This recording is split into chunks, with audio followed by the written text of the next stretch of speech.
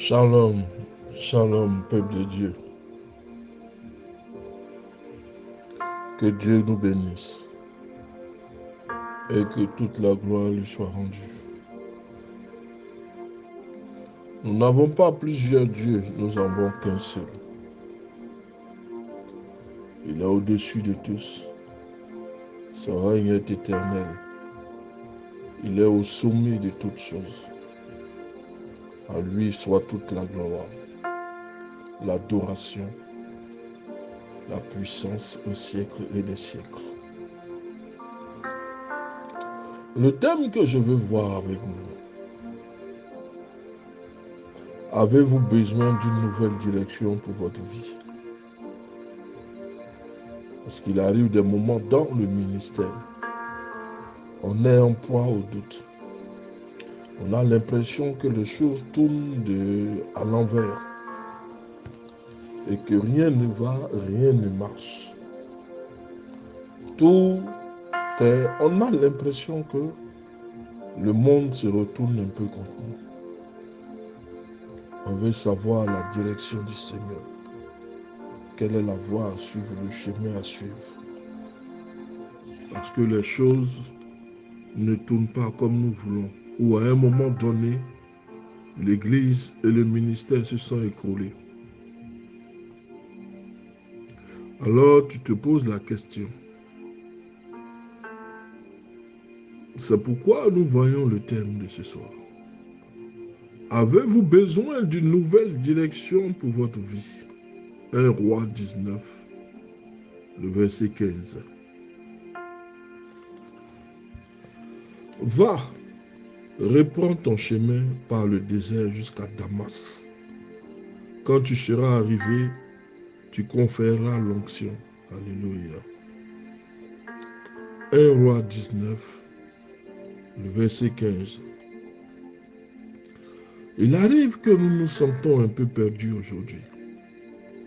Nous n'avons aucune direction. Nous ne savons comment aller, comment procéder. Les choses ne vont pas dans le sens que nous souhaitons. Alors nous nous sentons perdus.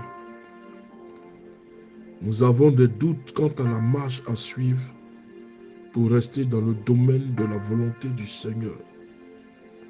Les pressions extérieures nous ont ébranlés au point que nous manquions d'assurance et nous souhaitons une confirmation des plans de Dieu.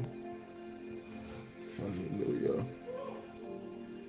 Trop de pressions de toutes sortes et de tous genres nous mettent dans le doute et dans l'angoisse, de sorte que nous ne savons à quelle scène nous jouer.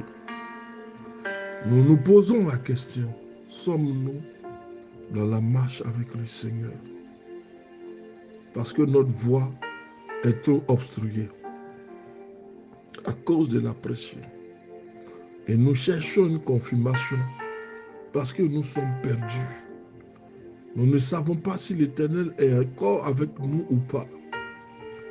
La pression du monde extérieur, la pression des amis, la pression de la famille, la pression extérieure, frère, nous ébranle au point que nous manquons d'assurance. Dans ce cas précis, nous aimerons que l'Éternel nous confirme ses plans.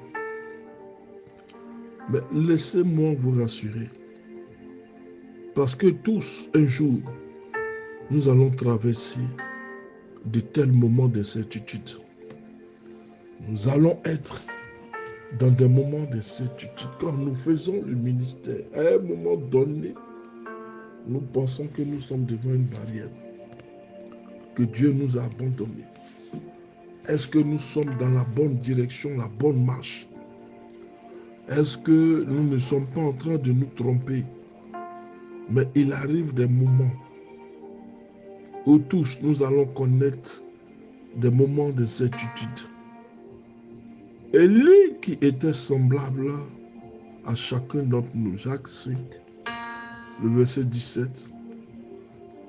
Le prophète Élie, l'un des prophètes les plus utilisés, les plus puissants de la Bible, a eu besoin d'encouragement de Dieu, a eu besoin à un moment donné, il a eu besoin de l'encouragement de Dieu. Dieu a un moyen bien à lui de nous redonner courage ou de redonner courage à son serviteur qui est déprimé. On ne peut pas lâcher la main de Dieu, mais on ne peut pas non plus marcher dans le péché. Mais nous sommes arrivés à un moment où le doute, l'angoisse, l'incertitude a commencé à nous gagner. Le découragement est rentré à un moment. Mais Dieu sait redonner vigueur à ses enfants et à ses serviteurs. Lorsque la main de Dieu est sur toi, l'Éternel saura toujours te relever. Alléluia. Ne sombre pas dans le doute et ne sombre pas dans l'inquiétude. Dieu sait comment relever ses enfants. Il a toujours un moyen pour redonner courage à un de ses serviteurs qui est déprimé. L'Éternel dévoile au prophète Élie une nouvelle feuille de route. Il confie à Élie une mission fraîche. Il lui dit ceci: va, reprends ton chemin par le désert jusqu'à Damas. Quand tu seras arrivé, tu conféreras l'onction à Azazel pour qu'il soit roi sur Aram. Tu conféreras l'onction à Jéhu pour qu'il soit roi sur Israël, et tu conféreras l'onction à Élisée pour qu'il soit prophète à ta place, parce que Élie s'est dit qu'à un moment donné, il ne pouvait plus rentrer dans le combat. La pression était telle. Il se posait la question, est-ce que Dieu est avec lui? Jézabel veut le tuer, l'exterminer. Mais l'Éternel marche toujours avec Élie. Il dit alors à Élie, si tu veux quitter ce monde, à cause de la pression que fait Jézabel, alors retourne à Damas. Repasse par le désert avant d'arriver à Damas. Arrivé à Damas, alors confère l'onction à ces 3 personnes. Dieu redonne le courage à Élie. Il redonne une nouvelle mission au prophète Élie. Et il dit à Élie, va parce que tu dois conférer l'onction à 3 personnes avant que tu ne quittes cette terre. À Azaziel en tant que roi sur Aram, à Jéhu en tant que roi et à Élisée en tant que prophète à ta place. Donc, Élie devait oindre 2 rois plus un prophète avant de partir de ce monde. Mais il y a un roi plus un prophète qui ont aidé Élie dans la chute de Jézabel, le roi Jéhu, le prophète Élie lui-même. Le pire, si nous traversons un creux de vague, c'est de focaliser notre esprit sur nos doutes, sur nos soucis. Tournons nos regards vers les autres et le but que Dieu veut nous voir atteindre. Nous devons nous focaliser sur le but à atteindre, l'objectif à atteindre. Nous connaîtrons des moments d'incertitude et de doute, mais nous atteindrons toujours le but assigné par l'Éternel. L'erreur est fréquente. Et l'erreur fréquente est de croire que nous ne sommes plus d'aucune utilité pour Dieu. Et c'est là que beaucoup relâchent la main de Dieu. Parce qu'ils ont commis des erreurs. Ils ont commis beaucoup d'erreurs et de manquements. Ils se sont dit, l'Éternel ne peut plus m'utiliser. Je fais trop de mal au cœur de Dieu.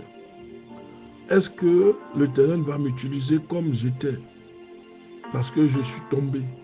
J'ai commis des erreurs. Mais le Seigneur ne regarde pas à tes erreurs. L'Éternel va te donner de l'encouragement. Moïse a tué une personne il s'est réfugié dans le désert. Mais Dieu lui a donné une nouvelle chance. Ne pense pas que parce que tu as commis une erreur, Dieu ne va plus t'utiliser. Non. Dieu t'utilisera toujours. Dieu t'utilisera toujours. Nous devons nous lever, nous devons avancer. Nous devons progresser. Ne disons pas que parce que nous avons commis des erreurs, l'Éternel ne peut plus nous utiliser et que nous ne sommes d'aucune utilité pour Dieu. Moïse a tué un homme. David a tué un homme. Mais Dieu les a utilisés, puissamment même. Donc, ce n'est pas quel type d'erreur que tu as commise qui vont faire de toi quelqu'un de peu d'utile à l'égard de Dieu. L'erreur, c'est de penser que tu ne seras pas utile de Dieu. Non. Je te cite 2 personnes qui ont tué des gens, mais qui sont devenus des hommes de Dieu, puissamment utilisés de Dieu. Nous n'allons jamais décevoir l'Éternel.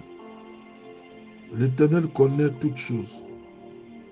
Bien avant notre naissance, c'est lui qui nous a choisis. Il nous a toujours choisis. L'Éternel choisit toujours ce qui est faible pour confondre le monde, pour confondre ceux qui se croient forts, pour confondre les orgueilleux. Dieu ne prend pas celui qui se croit suffisant. Il ne transfère aucune onction, aucune puissance, aucune autorité à l'orgueilleux. Non. C'est l'humilité qui doit caractériser l'enfant de Dieu. Un enfant de Dieu doit être humble. Parler humblement, agir humblement. C'est cela qui caractérise l'enfant de Dieu. C'est pourquoi Dieu prend toujours ceux qui sont faibles. Regardez dans la Bible, les personnes les plus utilisées puissamment de Dieu, ce n'est pas des personnes que Dieu